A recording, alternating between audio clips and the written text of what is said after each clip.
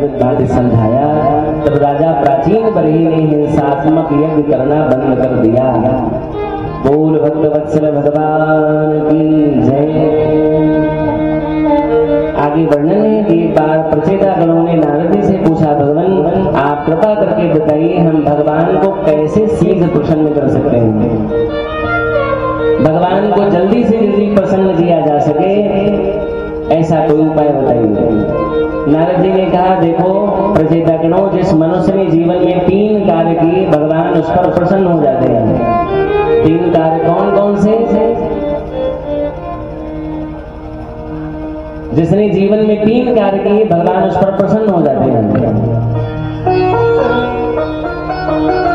दयया सर्वभूतेषु संतुष्ट्या येन वा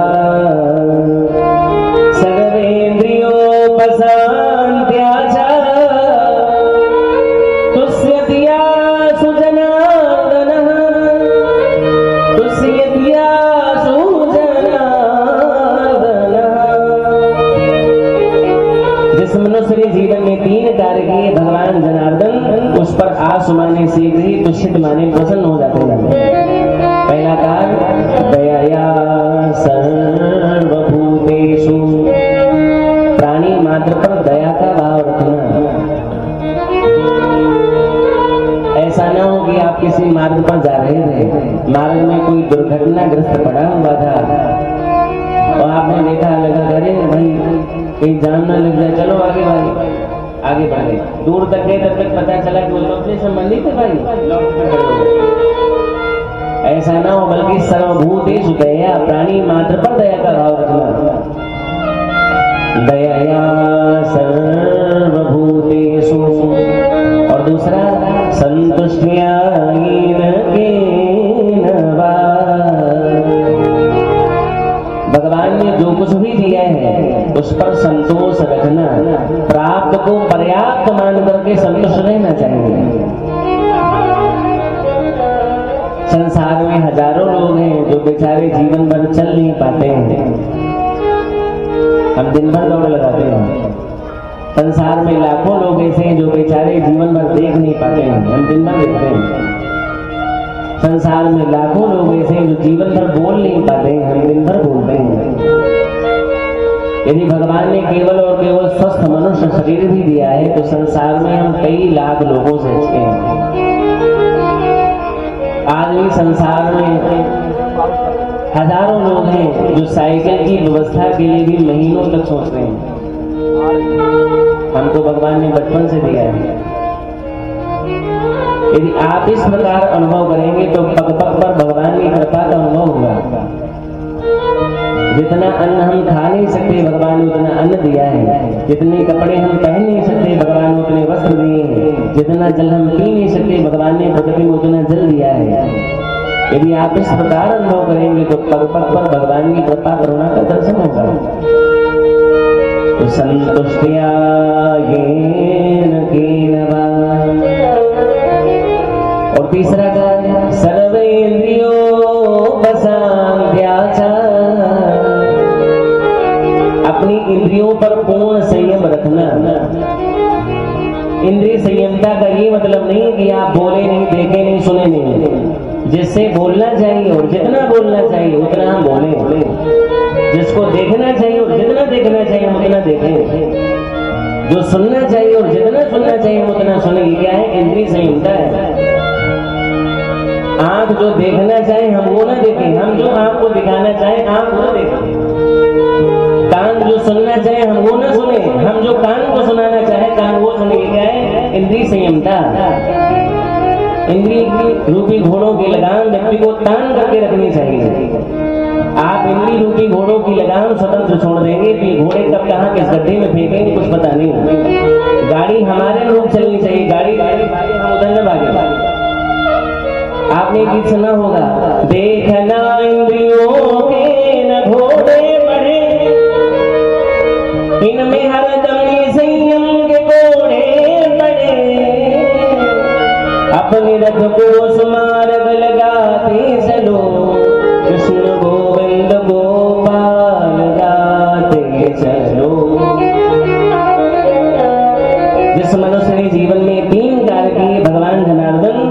पर सीख संतुष्ट हो जाते हैं।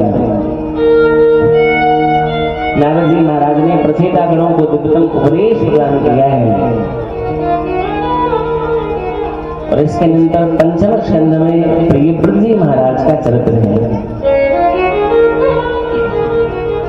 कल हमने बताया था मनु जी की 5 संतानें हुई, 3 पुत्रियां आकुति, देवहूति, प्रसूति, 2 बेटे हुए प्रियव्रत और उत्तानपाद। अब यहाँ तक उत्तानपाद जी का चरित्र था, यहाँ से प्रियव्रत जी महाराज का चरित्र प्रारंभ होता है। प्रियव्रतो भागवत आत्मा रामः कथं मुने गृहे रमत यन्मूलः कर्मबन्धः पराभवः। प्रियव्रत जी महाराज महान प्रतापी राजा थे। नाम ये प्रियव्रत, जिनको व्रत करना प्रिय है। केवल उपवास रखना व्रत नहीं है, व्रत माने नियम। प्रियव्रत जी महाराज ने जीवन में कई सारे व्रत माने नियम ले रखे थे। एक ये भी नियम लिया कि अब हम विवाह नहीं करेंगे, और जब संतान विवाह के लिए मना कर देती है तो घर के लोग बड़े परेशान होते हैं, सबको बुला के कहते हैं इसको समझाओ। जब प्रियव्रत जी महाराज ने भी विवाह के लिए मना किया तो ब्रह्मा जी आए। ब्रह्मा जी ने समझाया, बेटा तुम विवाह क्यों नहीं करना चाहते? कहा भगवान हम विवाह करेंगे तो संसारिक प्रपंच में फंस जाएंगे। ब्रह्मा जी महाराज ने कहा देखो तुमको एक साधन हम बताते हैं। जो व्यक्ति प्रमत्त है, असावधान है, वो जंगल में भी रहेगा तो उसको कामादिक विकारों से भय बना रहेगा। भयं प्रमत्तस्य वरिष्वपि स्यात् यतः शास्त्रे सहर्षपत्नः।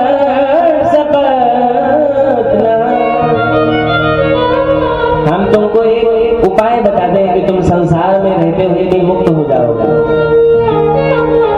जैसे हनुमान जी महाराज ने रावण से कहा, रावण हमने तुम्हारे सारे प्रपंच को समझ लिया, देखो अब हम तुमको एक उपाय बताते हैं, तुम इस उपाय का पालन करोगे तो तुम लंका के राज को अचल रूप से करते रहोगे। तुम्हारी जो जो समस्याएं हमने जान ली, अब हम तुमको एक जड़ी बताते हैं, इस जड़ी का तुम परिपालन करो और लंका का राज्य करते रहो। उपाय क्या है?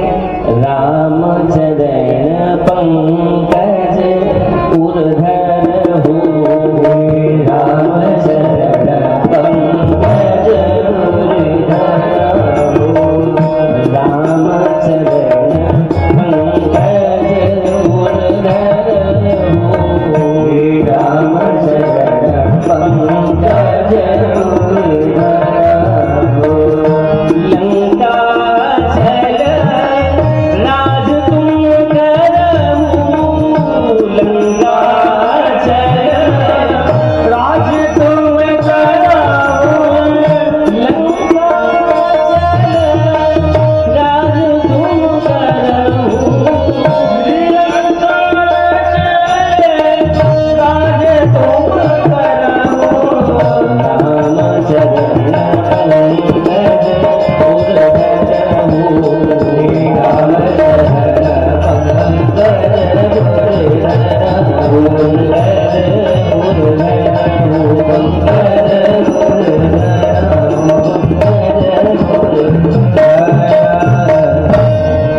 यही बात ब्रह्मा जी महाराज प्रियव्रत जी से कह रहे हो, आप संसार में रहो, संसार में प्रवेश करो, पर सर्वकाल भगवान का स्मरण रखो, तुम्हारा कल्याण गृहस्थाश्रम में रहने पर भी हो जाएगा। तो ब्रह्मा जी महाराज के समझाने पर प्रियव्रत जी महाराज ने विवाह किया। एक दिन इनके मन में विचार आया कि रात्रि हो जाती है, सारा संसार अंधकार मग्न हो जाता है, यदि रात्रि नहीं होती हो तो न जाने आज हमारा भारत देश कितना प्रगति कर गया होता। अब हम ये रात ही नहीं होने देंगे। एक तेजो में रथ का निर्माण किया, जो ही सूर्य नारायण अस्त हुए तो प्रिय पृथ्वी महाराज आकाश में रथ लेकर के खड़े हो गए। रथेन ज्योतिर्मयेन रजनीं प्रतिदिनं करिष्यामि। 7 दिन तक दिन ही बना रहा, रात्रि होने ही नहीं दी। तब ब्रह्मा जी महाराज ने प्रकट होकर के समझाया, बेटा हमारे द्वारा बनाया हुआ प्रकृति का कोई भी नियम गलत नहीं है। जिस रात्रि को आप व्यर्थ समझते हैं, रात्रि व्यर्थ नहीं है। जैसे नमक है, सब्जी में कम डालो तो खराब, अधिक डाल दो तो और खराब। सब्जी की जगह खीर में नमक डाल दो तो और खराब। अब इसमें नमक का क्या दोष है भाई?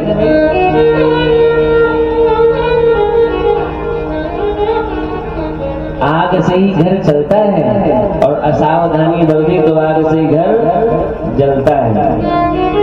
किसी के घर में आग लग जाए, वो कहे आग बड़ी बुरी चीज है भाई, ऐसे हम घर में घुसने नहीं देंगे आपको, तो जीवित कैसे रहोगे, भोजन कैसे करेगा। प्रकृति का कोई भी नियम गलत नहीं, उसका उपयोग और दुरुपयोग व्यक्ति ही करता है। रात्रि व्रत नहीं है।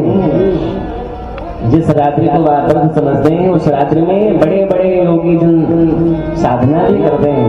तस्यां जागर्ति संयमी समझाया। पर प्रिय ब्रजी महाराज की रथ की धुरी से इस पृथ्वी के 7 भाग हो गए, 7 समुद्र हो गए।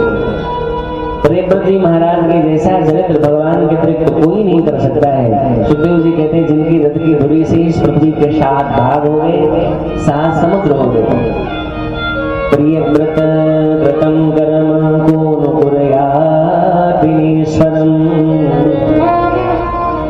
इन्हीं प्रिय पृथ्वी महाराज के वंश में आगे चल करके महाराज आग्नेय हुए। आग्नेय के पुत्र नभी हुए।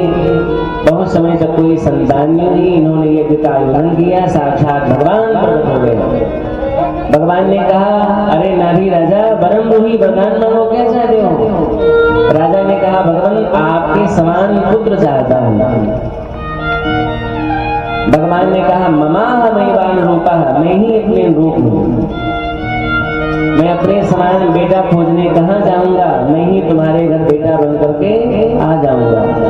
गोस्वामी जी की पंक्ति याद करिए, आप सरिस खोजो कहाँ जाई, आप सरिस खोजो कहाँ जाई, आप सरिस खोजो कहाँ जाई, आप सरिस खोजो कहाँ जाई।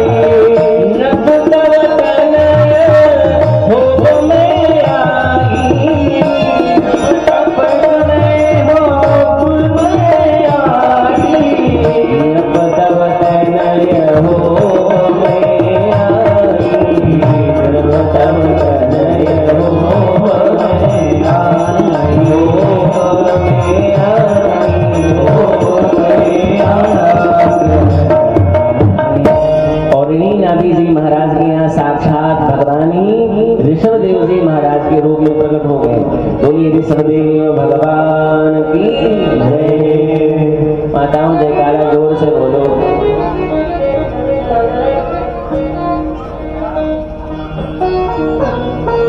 ऋषभदेव जी महाराज की संसार में इतनी ख्याति बढ़ी कि देवराज इंद्रदेव से ईर्ष्या करने लग गया। इनके राज्य में वर्षा करनी ही बंद कर दी। पर भगवान तो भगवान होते हैं। भगवान ने नवीन बादलों की सृष्टि की और जल वर्षा कराई।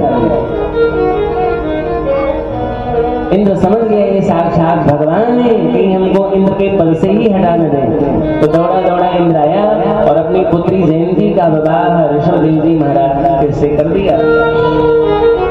जिनके यहाँ 100 बेटे हुए। कितने बेटे? 100।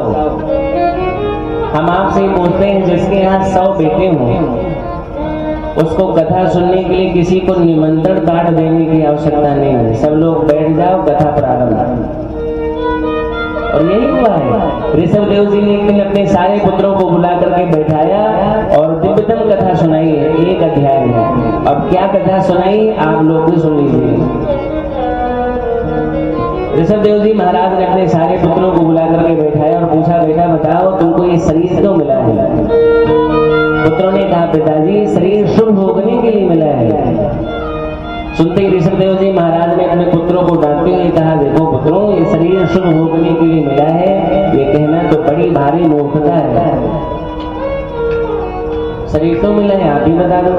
तो ऋषभदेव जी महाराज ने बोलना प्रारंभ किया, नायम देहो देह भाजाम न लोके कृष्णान कामान रहते विडुजाये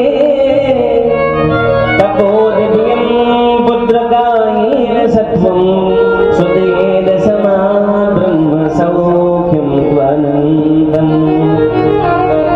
ये शरीर तपो दिव्यम दिव्य तप करने के लिए मिला हुआ है।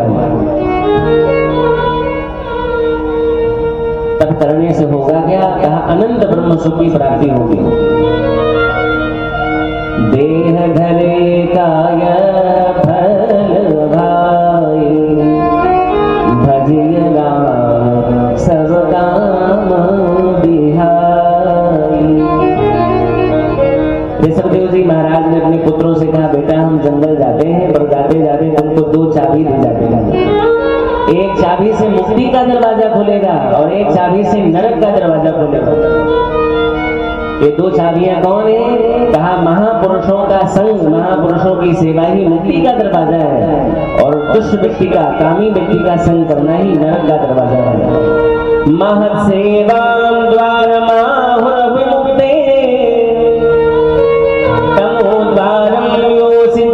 संगी संगम। महापुरुषों की सेवा ही मुक्ति का दरवाजा है और दुष्ट व्यक्ति का संग कर लेना ही नरक का दरवाजा है। और जो सज्जनों का संग करता है उसका कल्याण हो जाता है, उसके जीवन में आनंद ही आनंद है। एक गीत आप सबने सुना होगा, जिसको जीवन में जिसको जीवन में मिला सत्संग है, उसको हर घड़ी आनंद है। जिसको जीवन में मिला सत्संग है, हर घड़ी आनंद है। जिसको जीवन में मिला सत्संग है, उसको हर घड़ी आनंद जिसको जीवन में मिला सत्संग है, हर घड़ी आनंद है। उसे हर घड़ी आनंद ही आनंद है। उसे हर घड़ी आनंद ही आनंद है। उसको हर घड़ी आनंद ही आनंद है। उसको हर घड़ी आनंद ही आनंद है। जिसको जीवन में मिला सत्संग है, उसको हर घड़ी आनंद है। जिसको जीवन में मिला सत्संग है, हर घड़ी आनंद ही आनंद है।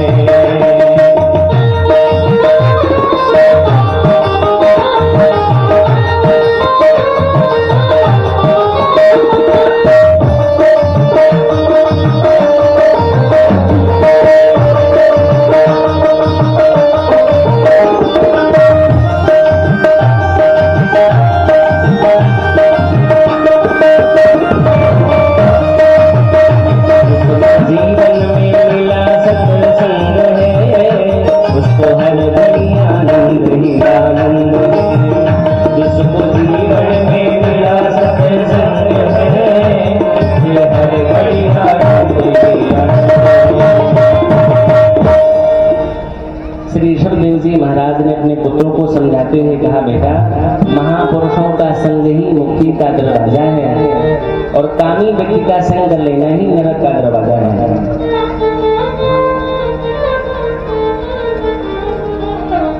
गुरुर्न सस्यात् स्वजनो न सस्यात् गुरुर्न सस्यात् जननी न साक्ष्यात् दैवं न तस्या न पतिस्य सस्यात् नमो जयेभ्यः समुपेतम्। ऋषभदेव जी महाराज ने अपने बालकों से कहा, बेटा तुम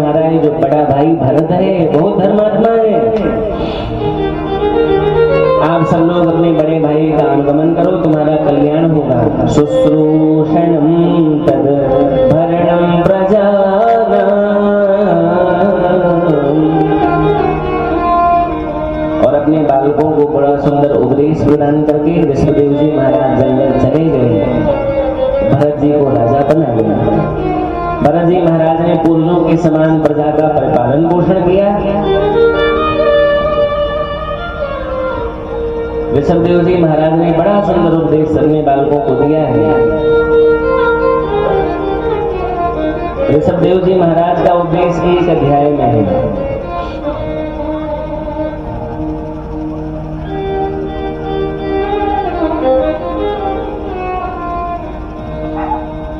घड़ी कह रहे धीरे धीरे आगे बढ़ने का।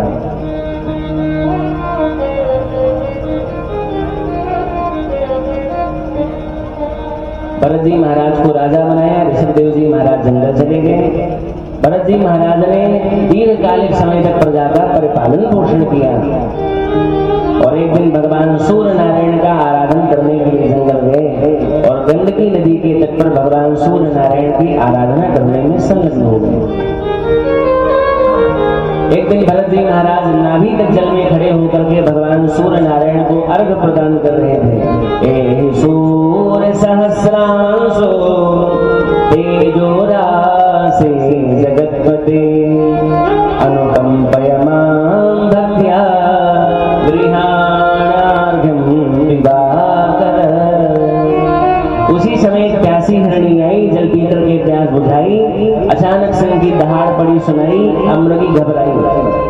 आगे जाते हो तो नदी की प्रचंड धारा है, पीछे सिंह खड़ा हुआ है। दो प्रकार भई मृत्यु हमारी, क्या करें? सोचा शायद छलांग लगा करके नदी पार कराऊंगा। मृगी गर्भावस्था में थी। जो ही पूर्ण बल का प्रयोग किया, गर्भ से जीव का प्राकट्य हो गया और असह्य वेदना के कारण मृगी का प्राणांत हो गया। अब वो मृग शावक कभी जल के अंदर जाता, कभी बाहर आता। भरत जी महाराज देख रहे हैं। सोचा है भरत जी ने मन में, मृगवत्स पड़ा रह जाएगा, इसको खा लेगा कोई जीव या खुद ही यह मर जाएगा। इसलिए मन दृढ़ कर भरत गणपति ने जा उस बच्चे को झट उठा लिया। गंडकी नदी में धो करके निज कुटिया को प्रस्थान किया। अपने आश्रम में लेकर के आए, नन्ही नन्ही घास खिलाई और उस मृग शावक का पालन पोषण करने लगे।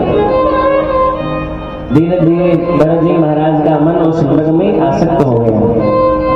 जब तक 2-4 बार प्रेम से हाथ नहीं फेर लेते तब तक मन ही नहीं लगता है। आप विचार करिए, जिस महात्यागी भरत ने भगवत भजन के लिए अपने राज्य को त्यागा, अपनी प्रिय पत्नी को त्यागा, अपने प्रिय पुत्रों को त्यागा, आज वो महात्यागी भरत एक मृग में आसक्त हो गया। ये है माया का चमत्कार। एक दिन मृग शावक आकर के समीप में भरत जी के बैठ गया। जैसे मरणासन्न पिता के पास पुत्र आकर के बैठ जाता है और सोचता है भगवान पिता नहीं रहेंगे, ऐसे ही भरत जी महाराज के पास मृग शावक आकर के बैठ गया। भरत जी महाराज मृग शावक को देख रहे हैं और वो मृग शावक भरत जी महाराज को देख रहा है। मृग शावक अपने सजातीय मृगों के साथ भाग गया। ऐसी कथा श्रीमद् भागवत में नहीं मिली। यहाँ कथा क्या है कि मृग शावक भरत जी महाराज को देख रहा है। किस प्रकार? आत्मज पितानुशोचन्तम, जैसे आत्मज माने पुत्र, पिता के पास मरणासन्न पिता के पास पुत्र आकर के बैठ जाता है कि पिता नहीं रहेंगे, हमारा न जाने क्या होगा। ऐसे भरत जी के पास मृग शावक बैठा है। दोनों एक दूसरे को देख रहे हैं। और सावनगीन कलेवरम, मृग के साथ साथ भरत जी महाराज के भी प्राण छूट गए। हम साथ में श्लोक इसलिए बोलते जाते हैं क्योंकि आपको ये न लगे कि हम अपनी ओर से कुछ कह रहे हैं, क्योंकि आजकल कलयुग संक्रमण का काल है। संक्रमण वाले कोरोना संक्रमण नहीं, मिलावटी युग है। केवल घी शक्कर में मिलावट नहीं, हर चीज में मिलावट है। आजकल कथाओं में भी इतनी मिलावट है भगवान। संजाति मृगों के साथ भागे, ऐसी कथा श्रीमद् भागवत में नहीं है। कैसे मरे? तो कहा सावणगीण कलेवरम, गोद में सर रखे वो मृग बैठा है। भरत जी महाराज मृगशावक देख रहे हैं, भरत जी महाराज को देख रहा है और धीरे धीरे एक दूसरे को देखते देखते दोनों के प्राण छूट गए। भरत जी महाराज मृग का चिंतन करते करते मरे, परिणाम स्वरूप मृग बन करके ही संसार में प्रकट हो गए। अंतकाल में भी रहा मृग शावक का ध्यान, पुनर्जन्म में मृग बने राजा भरत महान। मृग का चिंतन करते करते भरत जी महाराज मरे, परिणाम स्वरूप मृग बन करके ही संसार में प्रकट हो गए। क्योंकि मरने वाला व्यक्ति जिस जिस भाव का चिंतन करते हुए मरता है, उस भावना से व्यक्ति भावित हो जाता है। गीता में भगवान ने उपदेश देते हुए कहा, अर्जुन यम यम बाप स्मरण भावं व्यजन्ते कलेवरम। मरने वाला व्यक्ति जिस जिस भाव का चिंतन करते हुए मरता है, उस भाव से जीव भावित हो जाता है। आप देखिए, मरने वाला वृद्ध पुरुष यदि मरते समय अपने ही घर के बालकों का चिंतन करते ही मरता है, तो घर में ही बालक बन करके प्रकट हो जाता है। आपने देखा होगा कि जब बालक जन्म लेता है तो माताएं कहती हैं इसकी नाक दादा को पड़ी है, इसका माथा दादा को पड़ा है। तो माथा दादा को नहीं पड़ा है, बल्कि दादा स्वयं आगे पड़ा है। भरत जी महाराज मृग का चिंतन करते करते मरे, परिणाम स्वरूप मृग बनकर के संसार में प्रकट हो गए। पर किया हुआ शुभ कर्म कभी भी व्यर्थ नहीं जाता है। भरत जी महाराज मृग तो बने, पर मैं मृग क्यों बना, इसका चिंतन बना रहा। इसलिए अब की बार उन्होंने किसी से प्रेम नहीं किया। मृग शरीर पूरा हुआ, तीसरा शरीर एक ब्राह्मण के घर में हुआ। भरत जी महाराज ने विचार किया, ब्राह्मण शरीर मिला है, इसलिए ब्रह्मानंद को ही प्राप्त करूंगा। ब्राह्मणस्य हि देहोऽयं क्षुद्र कामायने सिद्धे। इनके पिता पुत्रों को पढ़ा लिखा करके विद्वान बनाते, विवाह करा के घर बसाते। परिणाम, भरत जी महाराज को पिता ने खूब पढ़ाया, पर हार्यो पिता पढ़ाई